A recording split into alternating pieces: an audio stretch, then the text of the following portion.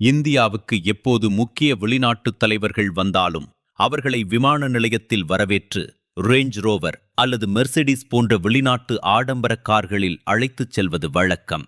இந்நிலையில் இந்தியாவுக்கு வந்த ரஷ்ய அதிபர் புதின் கடந்த 2 நாட்களாக புது டெல்லியில் இந்திய அரசின் விருந்தினராக தங்கியிருந்தார். விமான நிலையத்தில் அவரை வரவேற்று அழைத்துச் செல்லும் போது ரேஞ்ச் ரோவர் அல்லது மெர்சிடிஸ் போன்ற ஆடம்பர கார்களை பயன்படுத்தாமல் ஒரு எளிய டொயோட்டோ நிறுவனத்தின் ஃபார்ச்சூனரை புதினுடன் பயணத்துக்காக பிரதமர் மோடி தேர்ந்தெடுத்தார்.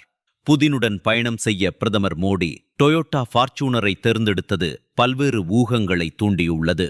நடைமுறையில் உள்ள பாதுகாப்பு காரணங்கள் மற்றும் உலகளாவிய புவிசார் அரசியல் பதட்டங்களுக்கு மத்தியில் பிரதமர் மோடியின் இந்த தேர்வு ஒரு நுட்பமான செய்தியை எடுத்துக் காட்டுவதாக செய்திகள் கூறுகின்றன. விமான நிலைய VIP ஓய்வறைகளுக்கு வெளியே எப்போதும் போல பாதுகாப்பு கவச வசதிகள் நிறைந்த சொகுசு SUV கார்களான ரேஞ்ச் ரோவர் மற்றும் மெர்சிடிஸ் கார்கள்தான் நிறுத்தப்பட்டிருந்தன.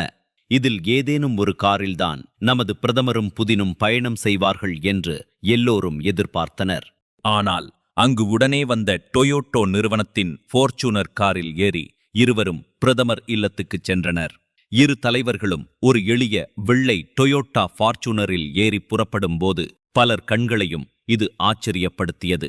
ஏன் மிகவும் வழக்கமான ஐரோப்பிய பிராண்டுகளான ரேஞ்ச் ரோவர் அல்லது மெர்சிடிஸ் கார்களை இவர்கள் கைவிட வேண்டுமென்ற கேள்வி ஊடகங்களையும் ஆய்வாளர்களையும் விட்டு வைக்கவில்லை. கடைசியில் இந்த நடவடிக்கைக்கு பின்னால் உள்ள ஆழமான காரணங்களை ஆய்வாளர்களும் ஊடகங்களும் கண்டுபிடித்து விட்டன. ஆனால் இது குறித்து எந்தவொரு காரணத்தையும் மத்திய அரசு வழங்கவில்லை என்பது முக்கியமானது. இந்தியாவில் தயாரிக்கப்பட்ட ஜப்பானிய பிராண்டட் SUV-யான ஃபார்ச்சூனர் ஒரு சாதாரண வாகனம் அல்ல. அதன் வசதியான பயன்பாடு, பாதுகாப்பு மற்றும் உணர்திறன் ஆகியவை காரணமாக சொல்லப்பட்டாலும் அதற்கும் மேல் ஒரு ராஜதந்திர காரணம் இருக்கிறது என்பதை ஆய்வாளர்கள் கண்டுபிடித்துள்ளனர். யுக்ரைன் போரில் பல மேற்கத்திய நாடுகளின் தடைகளின் அடிப்படையில் ரஷ்யா அவர்களால் ஒதுக்கி வைக்கப்பட்டுள்ளது. அதேபோல புதினும் மேற்கத்திய உறவுகளிலிருந்து தள்ளி நிற்கிறார். மேற்கத்திய பொருள்களும் ரஷ்யாவுக்குள் வருவதில்லை. இந்த நிலையில் மேற்கத்திய கார்களை புதினுக்காக பயன்படுத்துவது சரியிருக்காது என பிரதமர் மோடி நினைத்திருக்கலாம். அது மட்டுமல்லாமல் புதின் எவ்வாறு மோடியை புரிந்து வைத்துள்ளாரோ அந்த அளவுக்கு புதினைப் பற்றி மோடியும் புரிந்து வைத்திருப்பார். எனவே ஒரு புரிதல் அடிப்படையில் மோடி இவ்வாறு முடிவு செய்திருக்கலாம் என்றும் கூறுகின்றனர். இந்நிலையில் ஜப்பான் ஒரு நடுநிலை நாடாகும்.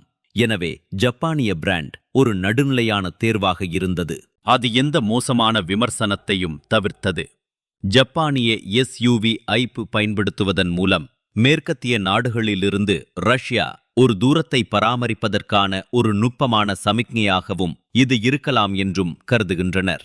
அத்துடன் ஃபார்ச்சூனர் கார் ஜப்பான் கார் என்றாலும் அவை இந்தியாவில் உள்ள ஆலைகளில் தயாரிக்கப்படுகின்றன. எனவே மோடியின் ஆத்ம நிர்பார் மற்றும் உள்ளூர் பொருட்களை வாங்கு கொள்கையின்படி இந்தியாவில் தயாரிக்கப்பட்டது என்ற பெருமையும் உள்ளது. அதனால்தான் உலகமே உற்று கவனிக்கும் புதினின் வருகைக்கு இந்தியாவில் தயாரிக்கப்பட்ட ஜப்பானின் SUV தேர்ந்தெடுக்கப்பட்டது என்றும் கூறுகிறார்கள். ஆனால் இந்த யூகங்களின் மத்தியில் இன்னொரு புறக்கணிக்க முடியாத ஒரு நடைமுறை காரணமும் உள்ளது என்றும் வாதிடுகிறார்கள்.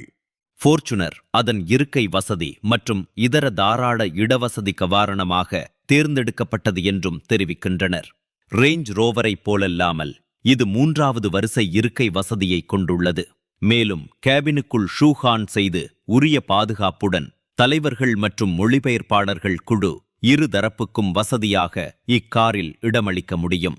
என்றாலும் இது சொல்லப்படாத காரணங்களை உள்ளடக்கிய ஒரு வகையான கார் ராஜதந்திரம் என்றே பல ஆய்வாளர்கள் கூறுகின்றனர். இது குறித்து ஒரு பாஜக தலைவர் தனது X தளப்பதிவில் புத்திசாலி நபர்கள் இது ஏன் என்று அறிவார்கள் என்று கூறியது ஒரு வெளியில் சொல்லப்படாத காரணத்தை மறைமுகமாக வெளிப்படுத்தியுள்ளது குறிப்பிடத்தக்கது.